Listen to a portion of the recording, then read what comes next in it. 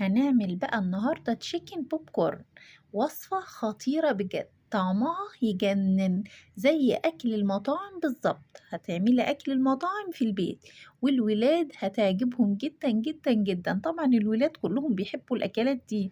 هنعملها لهم في البيت بقى بطريقة سهلة جدا جدا، مش هتاخد معاكي 5 دقايق بالظبط.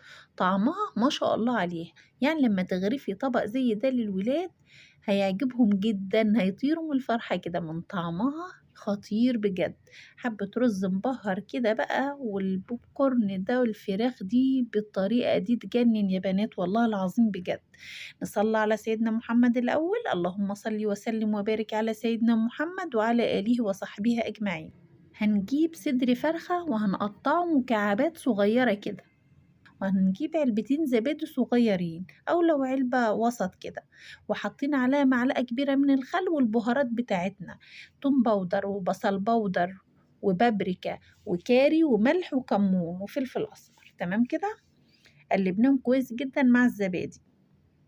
وهنحط بقى قطع الفراخ بتاعتنا مقطعينها مكعبات صغيرة كده، ده صدر فرخة يا بنات. تمام كده، هنقلبها كويس جدا، وبعدين هناخدها بقى ايه على التلاجة، هنسيبها ساعتين 3 كده. ويستحسن برضو انك تتبليها من بالليل، بس انا حطيتها تقريبا يعني ساعتين ونص كده. طلعتها بقى من التلاجة، هشيل بقى قطع الفراخ كده في طبق، هنشيلها كلها علشان البولة دي بقى هنحط فيها نص كوباية من الدقيق، عشان نعمل بقى ايه العجينة اللي احنا هنغطس فيها الفراخ بتاعتنا. نص كوباية من الدقيق، وهنقلب بقى كده وخلاص كده. شوية مية، لا كده لقيتها عايزة مية تاني هنزود لحد ما يوصل للقوام اللي انت شايفاه ده. هنركنها على جنب كده، ونجيب بقى ايه دي كوباية من الدقيق، هنزود عليها معلقتين كبار من النشا، وهنحط عليها بقى البهارات بتاعتنا، توم باودر وبصل باودر وكاري وكركم وبابريكا، بس كده. وهنقلب بقى النشا بالدقيق بالبهارات بتاعتنا كده. هنجيب بقى الفراخ، وهنغطس بقى قطع الفراخ في قلب العجين اللي احنا ايه قلبناه في التتبيلة اللي فايضة من الفراخ. هنحط بقى ايه هنغطسه في العجين ونطلعه، ونحطه بقى ايه على الدقيق بالبهارات اللي احنا عملناه.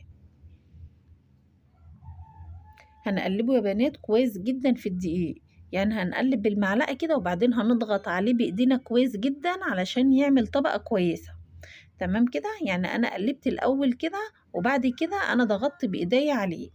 منساش بقى يا بنات نصلي على سيدنا محمد ونعمل لايك للفيديو، واللي ما اشتركش معايا في القناة يشترك علشان يوصل لكم كل جديد.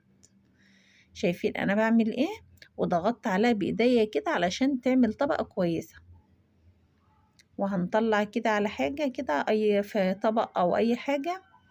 بس يا بنات نصيحة مني، اللي انتي هتعمليه الفراخ اللي هتعمليها تكوني مولعة على الزيت، وتطلعي من الدقيق وتحطي على طول في الزيت، علشان مش تسيبيها كده تبقى عجينة هتعجن معاكي.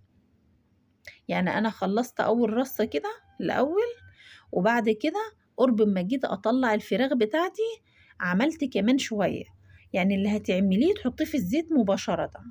طبعا انا بسوي على نار هاديه، يعني يا دوب الزيت قدح وبس، وبعدين هديت النار. يعني لازم تستوي على نار هاديه، والله ما بتاخد وقت خالص، وطعمها بجد بجد خطير يجنن. طعم الفراخ حلو جدا جدا، مع شويه رز مبهر بقى كده وعظمه بجد.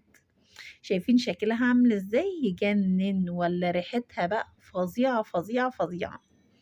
شايفين الجمال؟ هي دلوقتي لسه سخنة برضو والله، بس يعني ايه انا مش عارفة امسكها قوي. شايفين مستوية من جوه وعاملة ازاي؟ تجنن يا بنات بجد، جربوها. وطبق زي ده، الله الله الله على الجمال بقى، اكلة تفتح النفس بجد. والرز البسمتي المبهر ده يجنن مع الوصفة دي. ما بتحبوهوش بقى اعملي مكرونة، ممكن عيش كايزر تحطيه فيه، وتحطي بقى ايه شوية كاتشب فوقيه كده وحاجة كده عظمة. الولاد بيحبوا الاكلات دي جدا، طعمه يجنن بجد يا بنات، جربوه. شكل وطعم حاجة كده عظمة. جربوها يا بنات ومش هتندموا، وبألف هنا وشفا للي جربه.